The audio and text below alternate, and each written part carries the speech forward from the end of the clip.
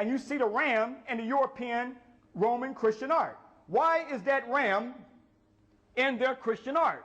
Because they were deifying and worshiping Amun. Is this animal worship here?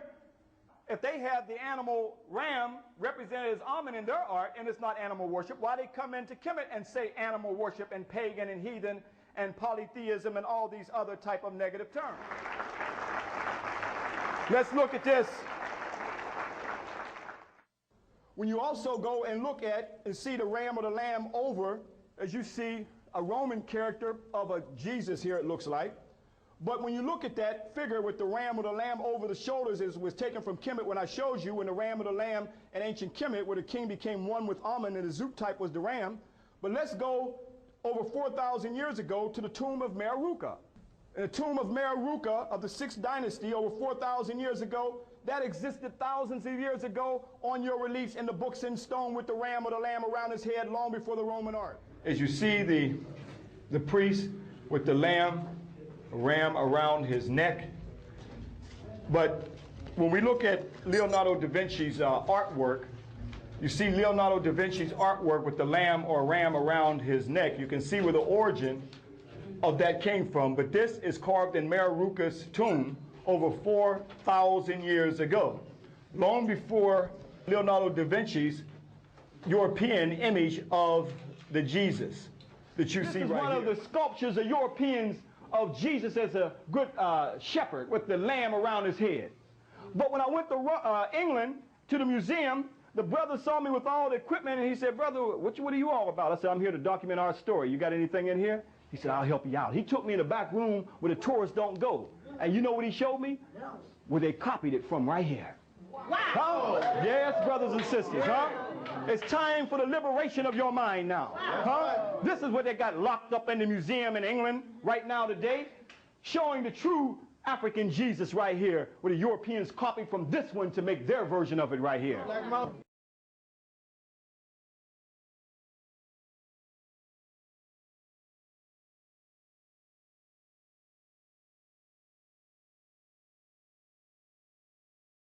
So again, right here, brothers and sisters, you can see where the whole concept of the Trinity came from, where you see Men-Kepera, or Thutmose III, that you see right here in the middle, and then you see Amun on one side, and Mut has been chiseled out. But this is where the Coptics came in and tried to make a cross to make you think this has something to do with Christianity.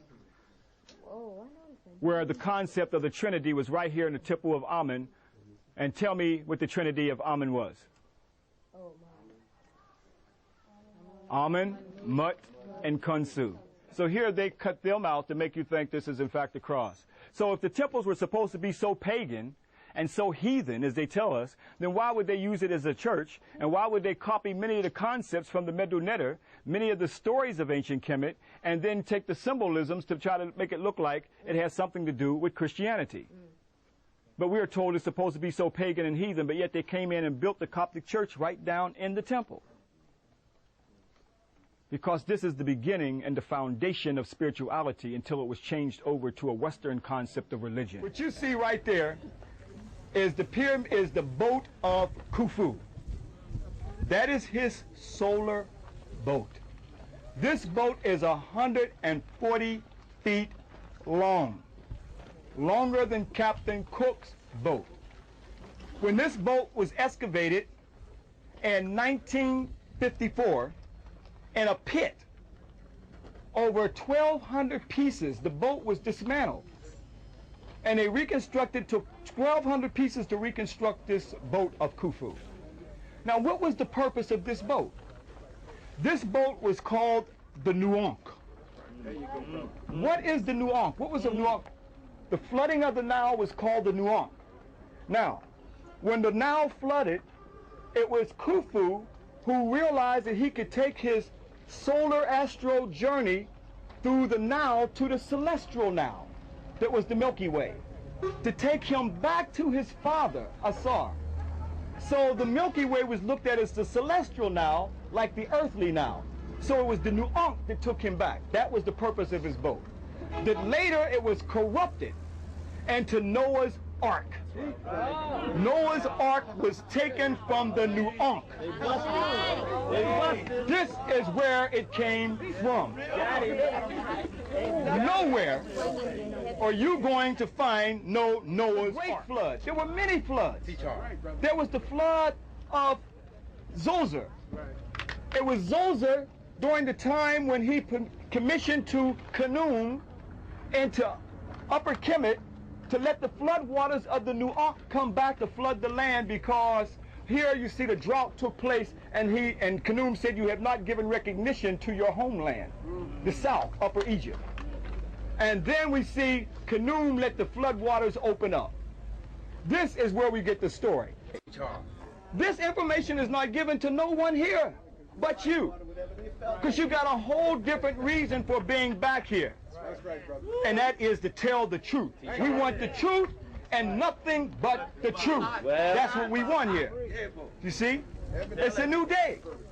Something is opening up here. It's a spiritual consciousness. So you are looking at the Nuank, where the Noah's Ark came from. The Nuank. That's the origin. Now they got it encased in this casing here. That boat was a spiritual, symbolic boat to symbolically to take Khufu back to the celestial now.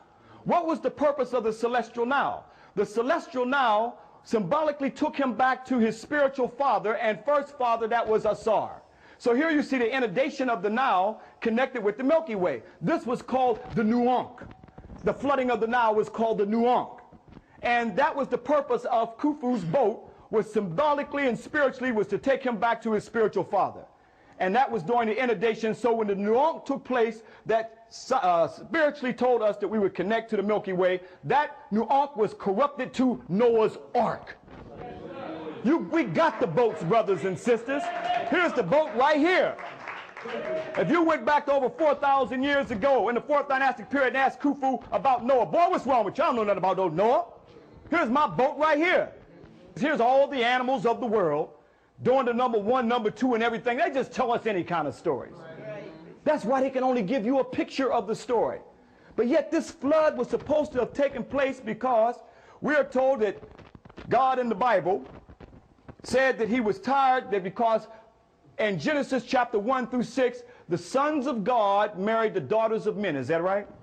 This is where we were at fault in Kemet, because we married foreign women on our African throne. Although we would never marry none of our own to the foreigners, because they were goddesses. Here, during the 5th dynasty, this African king is called Sahara. Now, here's the first time that we get a concept called Sa-Ra. Sa-Ra means the son of God.